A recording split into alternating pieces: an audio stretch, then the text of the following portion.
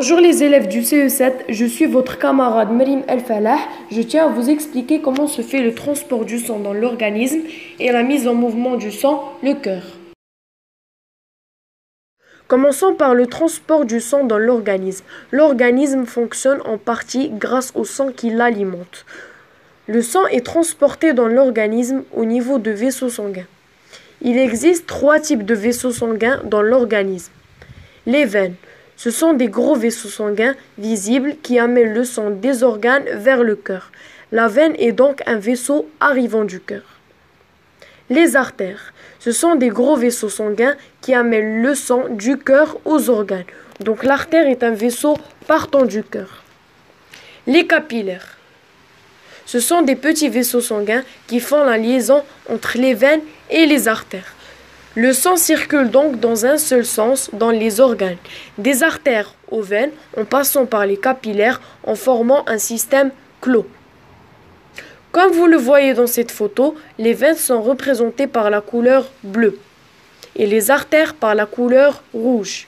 Et on constate aussi que les capillaires relient entre les veines et les artères à l'intérieur du muscle.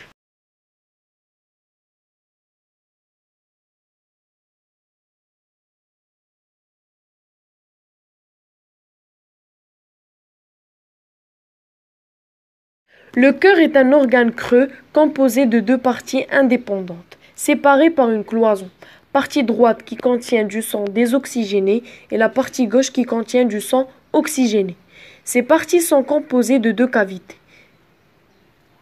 1. La cavité supérieure où on trouve les oreillettes de gauche et de droite. 2. La cavité inférieure où on trouve les ventricules de droite et de gauche. La partie droite du cœur. L'oreillette droite est en relation avec les veines caves supérieures et inférieures et le ventricule droit communique avec les artères pulmonaires droite et gauche. La partie gauche du cœur. L'oreillette gauche est en relation avec les 4 veines pulmonaires et le ventricule gauche communique avec l'aorte.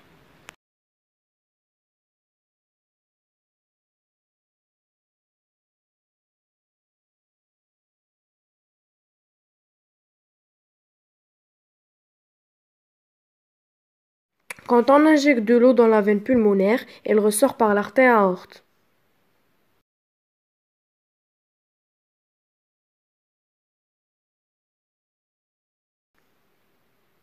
Mais quand on injecte de l'eau dans l'artère aorte, elle ressort aussitôt sans rentrer dans le cœur.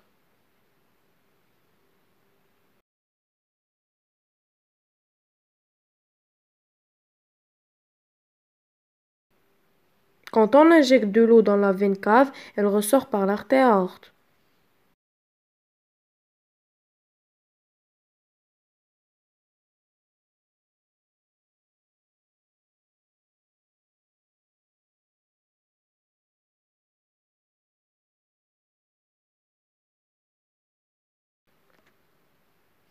Mais quand on injecte de l'eau dans l'artère pulmonaire, elle ressort.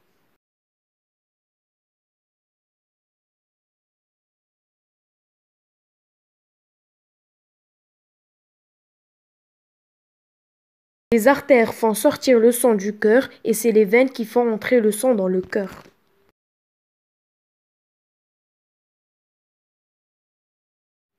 La circulation du sang du côté droit du cœur.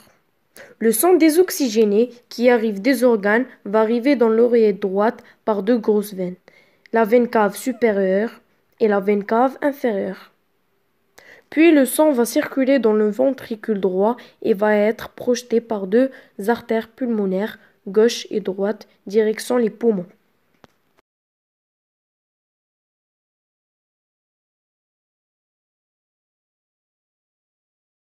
La circulation du sang du côté gauche du cœur. Le sang oxygéné au niveau des poumons est récupéré par les veines pulmonaires droite et gauche. Puis le sang va circuler dans l'oreillette gauche, ensuite dans le ventricule gauche, et enfin projeté par l'artère aorte vers tous les organes.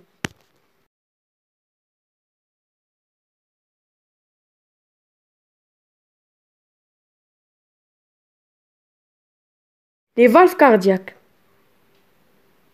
On trouve 4 valves cardiaques dans le cœur. Les deux premiers se situent entre les oreillettes gauche et droite et ventricule gauche et droit. Ils sont appelés valves auriculo-ventriculaires. Les deux autres sont situés à la sortie des ventricules gauche et droite qui sont appelés valves pulmonaires à droite et valves aortiques à gauche. Le bruit des battements de votre cœur est dû à la fermeture de ces petites portes valves cardiaques. Le premier boom correspond à la fermeture des valves auriculo-ventriculaires et le deuxième boom correspond à la fermeture des valves pulmonaires et aortes.